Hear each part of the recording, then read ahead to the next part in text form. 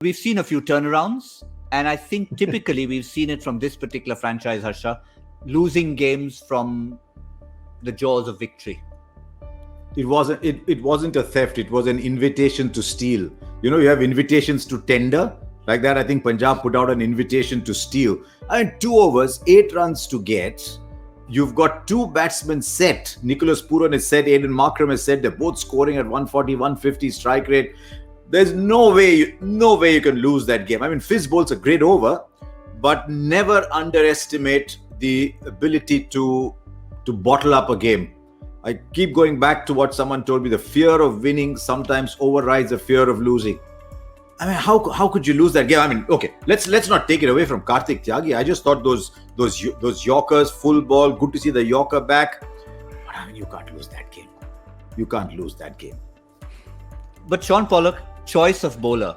I mean, Chris Morris didn't have a great day. He had finished. Mustafizur Rahman, key bowler. He bowled the 19th. He's bowled out his 4. Options were Chetan Sakaria, who has obviously got you a wicket. Kartik Tyagi's not had a great outing. Sanju Samson goes to Tyagi and he delivers. Yeah, I was looking for maybe just the pace, trying to get the ball through there at a bit more pace. But, I'm sure you had Kartik Tyagi in your dream team because, I mean, the way he performed there's no doubt that he should have been. And look at that, 12 dot balls and 2 wickets. So really important. Did you not have him, Gautam? No. Oh, I think you're going to get a letter from his mother saying that you should have definitely had him in your team. Anyway, but it's just, I mean, there were so many things I've just felt through in the game that Rajasthan were doing to defeat themselves. They were defeating the Royals themselves with a couple of the catching, the bowling options, some of the bowlers, the way they performed in the evening, the way they closed out their innings. There were just so many things they didn't do right. So, sure, this must be a real boost of confidence for them to have got over the line, as you say, 8 to defend in 12 deliveries with 2 men set. I mean, that's just unheard of. To hold your nerve, Tyagi got to take the credit. To hold your nerve, he stuck to his game plan. Even when people were moving around the crease, he still went for those wide Yorkers. And with the extra pace, he got them through. So it's a brilliant effort. And sure, I wouldn't want to be in that Punjab dressing room tonight. I was just going to say... when is a game over for Punjab? I mean, last year they came here and I think they kept breaking one record after the other for losing from improbable situations, for creating the most outlandish collapses in the history of the tournament. And now this one. So when is a game over for Punjab? I mean, they had to make 100. They had 185 to defend. Rajasthan conceded a 19, a 15, a 16 and a 25. That's 75 of 4 overs Rajasthan conceded. And drop catches. Dropped 3 catches of KL Rahul.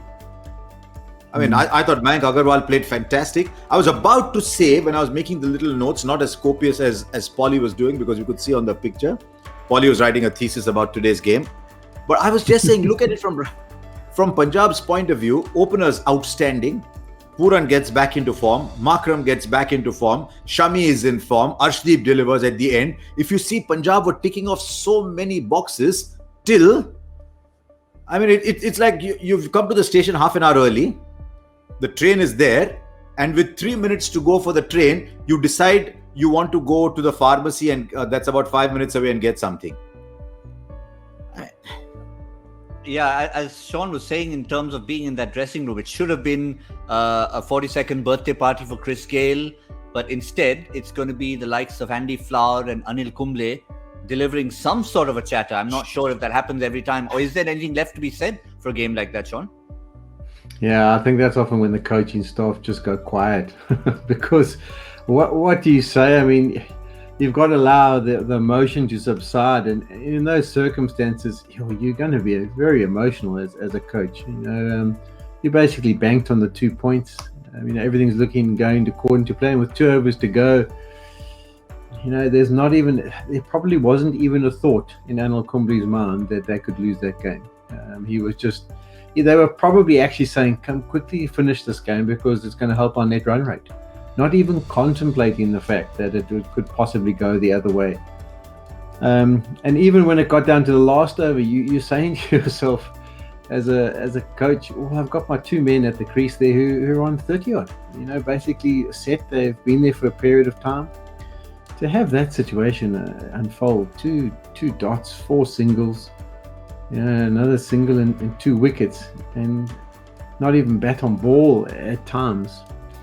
Sure, that's really criminal. I mean, whenever you lose a game just 4 wickets down, then you've left some of the artillery back in the dressing room. But under these circumstances, they paced it absolutely perfectly. There was no issues whatsoever. It was just tick all the boxes, as Harsha said, and pick up the points. So, yeah, you don't stop watching. I think there's a few people who are going to wake up in India tomorrow morning and go, what? They lost? I went to bed with maybe a couple of overs to go.